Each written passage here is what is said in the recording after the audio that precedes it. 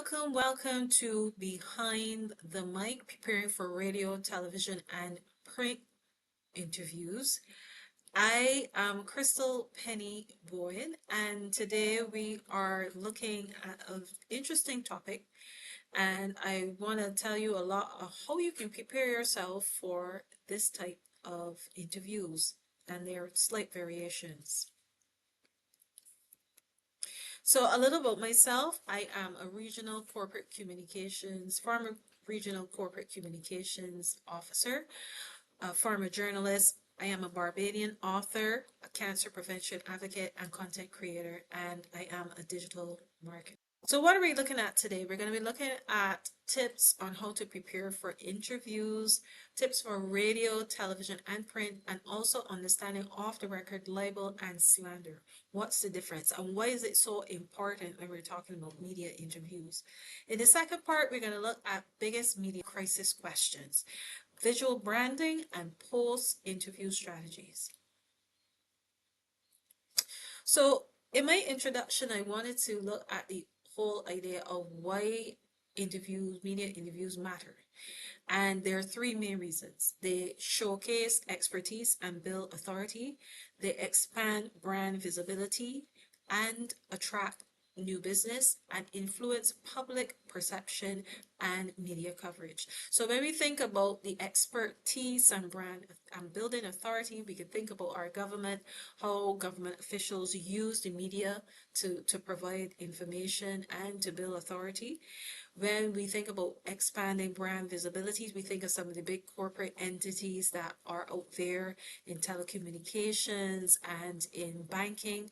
When we think about public perception and media coverage, we also think about our celebrities, our musicians, and how they use media interviews to help these things. So what are the expectations? So in radio, you have to think when you're on air, it's going to be short, it's going to be direct, and it's going to be very conversational. TV, similar, but there's also more emphasis on things like visual presence and concise messaging. Print, we're talking about well-structured and detailed answers with quotes. This is something that a lot of people tend to forget when they're being interviewed by a newspaper or magazine. Let's talk about the key tips for preparing for media interviews. So, and throughout my session, we're going to focus on Mya and Marcus. They are fictitious characters, and I'm using them to talk about different scenarios. So let's build up that character and let's talk about each one. So let's look at Mya. Mya, she is an entrepreneur and she has a new business. It's a bakery and she's promoting the opening, right? On the other hand, we have Marcus. He is a PR and crisis management person, and he is dealing with workers who are protesting due to the bad work environment, right? So these are our two characters, and we're going to be talking about them throughout our session. So when we're talking about interviews, you need to think about three things. You need to know your key messages. You need to identify 2 to 3 key points on what it is that you're going to tell persons in this interview. This is very important. You also need to anticipate questions and prepare and practice for both typical and challenging questions. So the questions like, how did you start your business? Versus, what are some of the challenges you face when setting up this business? Did you find getting funding easy? Those are the more challenging questions. And then when you think about understanding your audience, who is your audience? It all varies depending on where you're having that interview. So for radio, television, your tone to the audience is very important. For print, it's all about being concise and detailed. So we're going to look at our two characters, Mya and Marcus. And Mya, we want to look at what key messages she needs to focus on. Her key messages need to be focused on what her business is about. So she needs to tell persons the who, what, when, where, why, and how.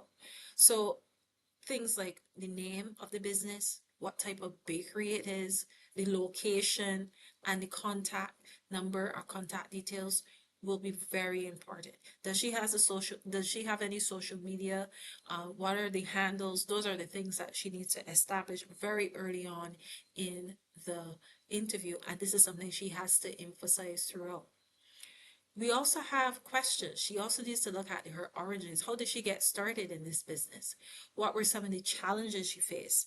And what advice she would give to other entrepreneurs? This is something that she would need to talk about, or at least build up in her mind before she goes to the interview. She needs to be prepared with the responses for these things. Then she has to think about her audience. Her audience is the people who likes sweet things or baked goods or bread. So she has a very generalized audience. Most people eat or consume bread. The question is it a niche market? Is it that her audience are the customers that she's going to appeal to are the ones who don't use gluten? Is it that she's using more naturalized products, like natural products like bread, fruit, and sweet potato? What makes her business stand out? So she has to identify that throughout her interview to let persons know what type of customer will more likely shop with her. Marcus, now he has a more complex scenario. He has to deal with conflict resolution, and he, as a PR practitioner, he has to be the person to manage any challenges that come out of this whole crisis. So his key messages has will have to be the status of the conflict, what next steps he will be taking, and the time frame of his resolution. His questions also that he should anticipate should focus around how this conflict started, how he's going to how the company is going to respond, and how he is responding to it, and the impact on the brand. When he's thinking about his audience, just like Maya, is a bit general, but is more specific to the people who will be affected. So the workers of the company, any any worker related relation organization that may be working with the company, the general public, which could include customers, and any suppliers, the board members, and management. So he has a very broad audience that he is appealing to.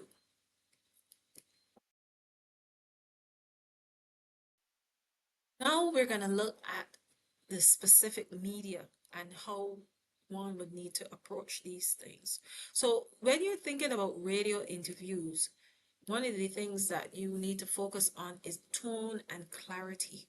You need to bring energy and keep your messaging simple. So don't get very complex. You are not hosting or not speaking to students at the University of the West Indies. So you need to, or you're not, it's not a corporate event where you're at a corporate function and you know that these persons are familiar with industry terms and so on. So avoid jargon, and you have to remember to speak slowly. On radio, people can get excited, and where your voice is one of the key things that people are listening to, you need to be very clear and succinct in what you're saying. Remember to connect with your host. So wherever possible, you need to connect with your host. So don't just come into the session and just ramble off whatever points you have to ramble off. You have to remember that you have to build a rapport. It's important that you chat with the individual. Like if you're chatting with your friends, again, you need to maintain your professionalism, but also be a little more relaxed and just easy in a way that you speak to your host. Radio, you have to be that personality, and you have to come over to that audience who are only listening to you. So you need to be warm and friendly and not strict and rigid. Stay on topic. Remember the 3 points that you want to say and re-emphasize them throughout the interview. And that might come through you, or that might come through the interviewer, who might repeat the same question in different ways. So remember that. Untitled is a bit different because now there's the focus on the visual. So it's important that you look your best. Focus on your appearance. And unlike radio, television will give you opportunity to show branding. So any company logos, your colors, your personality, you have an opportunity to shine and bring that through. You also should avoid certain things that don't work well for television. So in terms of the visual and your clothing, your look, avoid things like whites, reds, and stripes and complex patterns because they don't show up well on the television, right? And also lighting cannot sometimes it's not very forgiving. So when you're on television, you must remember that your lighting should be good. Person should be able to see you clearly. Avoid windows if you're doing it remotely. Avoid sitting behind a window. Have the light on your side of your face or in front of you, but not behind you, because they can create harsh shadows and silhouettes, and it does not look good on television, right? When you're thinking about in studio, you are doing your own makeup. This is for men and women. Well, sorry, women. Men, you will more likely have a little bit of makeup, so you have to ensure that your skin is looking a certain way so that it doesn't look harsh when you're on television. Remember your body language. Maintain eye contact and use natural hand gestures. So don't exaggerate too much or block your face when you're speaking. Keep your movements, your finger movements open. Try to avoid clenching and pointing to the audience, and relax. Don't slouch or lean over. Keep your back straight. Maintain eye contact with the host, looking at the host and not the camera, which is very, very important. And be clear and direct and focus on the highlights of what it is that you're saying, and be very clear and avoid rambling. It can be easy to do that. It seems a bit repetitive, but the reality is sometimes when you're on television, you can get carried away and you can find yourself going off script very quickly. You can get carried away and you can find yourself going off script very quickly. Print interviews are a little bit different in the sense that you don't have the visual element. So it's important to be very direct in what you're saying, and that takes preparation. So make sure the day or 2 days or before you do the interview that you're able to write down and practice your responses before the interview. Also remember to bring anecdotes, examples, and data. Don't go to an interview knowing you don't know certain things. So if you're talking about a specific topic, for example, my focus is advocacy, I need to focus on the things related to my area, which is in the area of HPV and cervical cancer. I need to know where we stand as it relates to the ranking of cervical cancer, how many cases they've had throughout the years, what is the level of care. There's just certain things that I need to be aware of, and that's essential to you having a great print interview. Also remember to provide strong quotes and avoid using crutch words in your responses. The ums and the ams and the likely and absolutely and the exactly, they can take away from what you're saying, and they can create some awkward quotes if you are being recorded by the journalist. So moving ahead,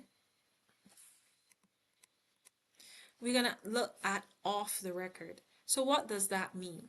So by definition, someone who says something is off the record, they're wanting to say that it's not something that they want publicly reported. And unfortunately, sometimes saying it is not good enough. When you say it is also very important. So there's a loophole. So when you say something is off the record, you need to say it before you say what it is that you don't want on the record. And also, you need to ensure that there is a mutual agreement between you and the journalist that is understood that this information will not be published. Again, there is no law that says that the journalist or broadcaster has to be faithful to whatever you have asked, and they can make the determination that they're going to use the information anyhow. So if you know that you don't want the information to be shared, don't say it in the first place, right? Because there's no obligation by the journalist to keep his word or her word to you, and they can still go ahead and use the information as long as you say it. When you also look at this particular area, you have to think about libel and slander. Now, in Barbados, when we are thinking about slander versus libel, slander is obviously the oral statements that harm a person's reputation. Libel is a written statement, so print and a magazine. But in order for these things to apply and for persons to have a case, it must prove that the person have an actual loss, such as a job loss or denial of credit, that they have resulted in some negative response, or they have received some negative response to the comments that you have made. So there are arguments, or should I say there are ways that you can respond to an accusation or a case of libel or slander.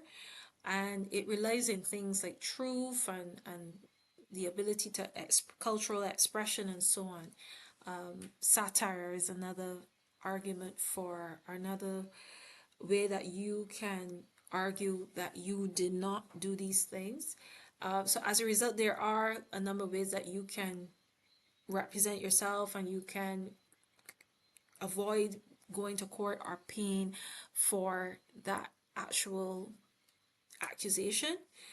It's very complex, so it's best to stay away from it in the first place. That's my advice. So do not, wherever possible, say something out of turn that more than likely will lead you to a court case.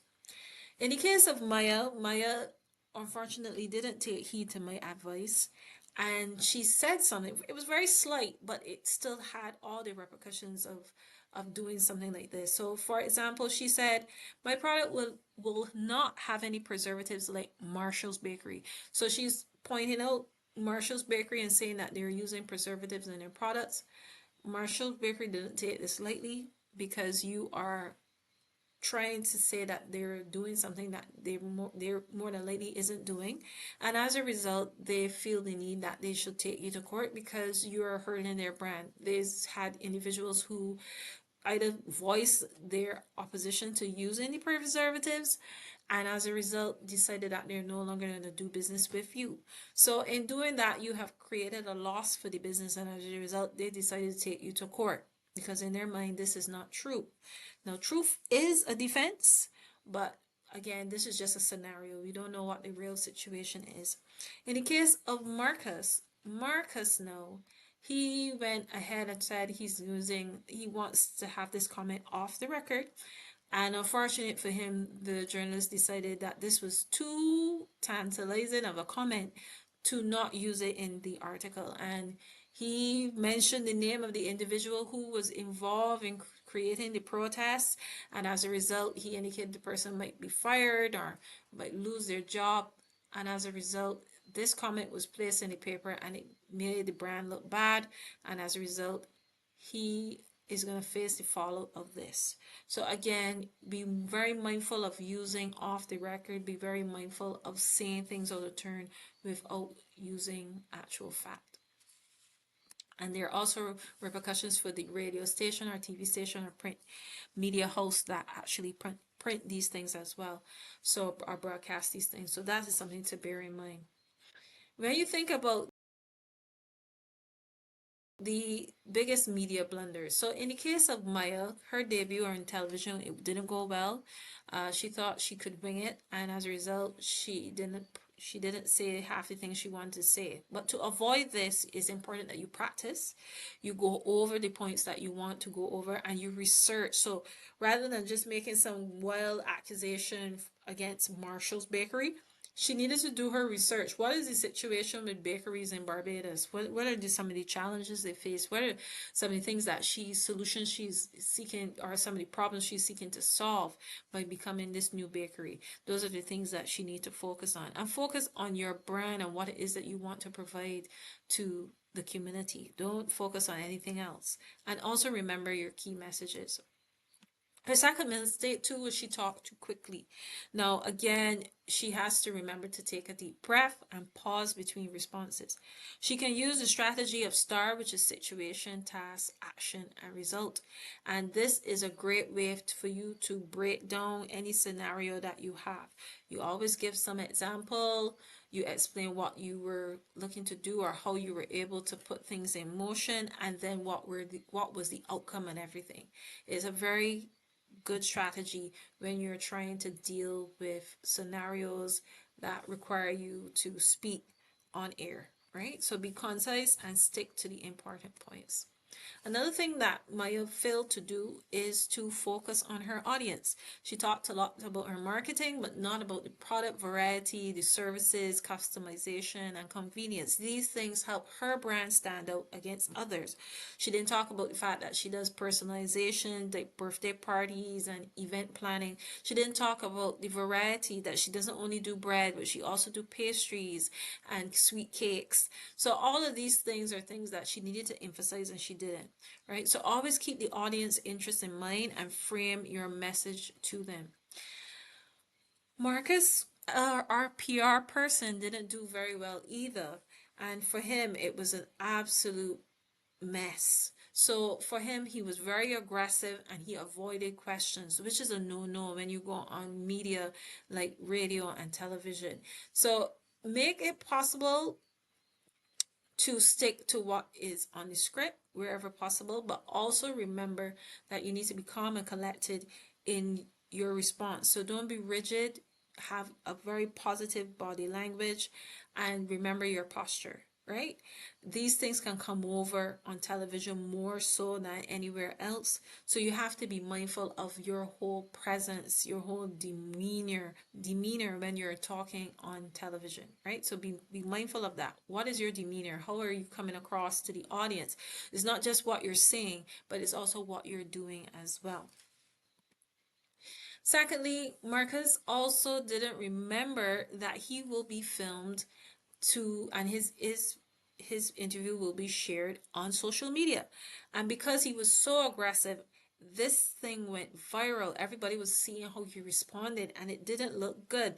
So again, you have to be in control. So be calm, be very clear about what it is that you are doing, and remember that you have cameras on. People might have their cell phones. It might not be even an official video of the media host that you are using, but it might just be a matter of somebody in the studio with a camera and decided, look, this is good stuff, and I'm gonna film this and I'm gonna put this on social. So again, you still have to be aware of who might be in the studio or who might have a camera up that is filming you. So be aware of your body language. Another thing that Marcus needed to also avoid is making big promises and over exaggerating the role of the company. Now, this went online. So while he was selling all these great things the company was doing, the employees didn't see it that way. They called him out on that. So that was a problem as well. So remember, do not lie, and you need to be authentic in what it is that you're doing, and don't allow the glare of the spotlight to allow you to say things that you know are not in line with what the company actually wants. So do not exaggerate, do not lie, stick to the truth and be authentic. Now let's talk about visual branding. Now, visual branding is important. Now, as I said, you're doing radio, you're doing television, you're doing print. But in most cases, you need to think about your visual branding regardless of which media host you are or media entity you do the interview with. In the case of television, it's important to show your logo and use your company's slogan and wear your brand colors. This is a great way to sell yourself, sell what is that you're doing, and show your brand identity. On radio, for those in entertainment, they could share music of their clips or the film on air. There might be a snippet that you can share. For persons who are just talking about an entity, you need to remind persons of the website, the name, and social media handles, these things that people can follow when they hear you. For print, you still have to focus on the visual because there might be some degree of photography. So you might be invited to a photo shoot, or they might ask you to submit an image of yourself. So make sure that whatever you send is of a high quality, and that you still bear in mind what kind of visual branding you want to share with persons when you are interacting with the media. You have these interviews on radio, television, and print, there may be opportunities to share that snippet of the interview on social media, which can create an opportunity for you to have a bigger reach and more engagement. And what's most important, you can control your narrative. So while for some people they might take a party interview that you didn't think showed you in a very positive light, if you have recorded it yourself or you have access to the complete interview, you can give the full story. So that's the benefit of also maintaining social media pages in addition to doing traditional media, the narrative, right? So what are some of the post-interview strategies? So the post-interview strategies include having a follow-up. You need to follow up with the media, right? So you need to be able to say, hey, thank you so much for the opportunity, and thank you so much for allowing me to be here, and make sure you maintain that relationship, and also reinforce. If it's an email, just send them the main messages that you wanted to share in the interview so that they remember what it is that it was about.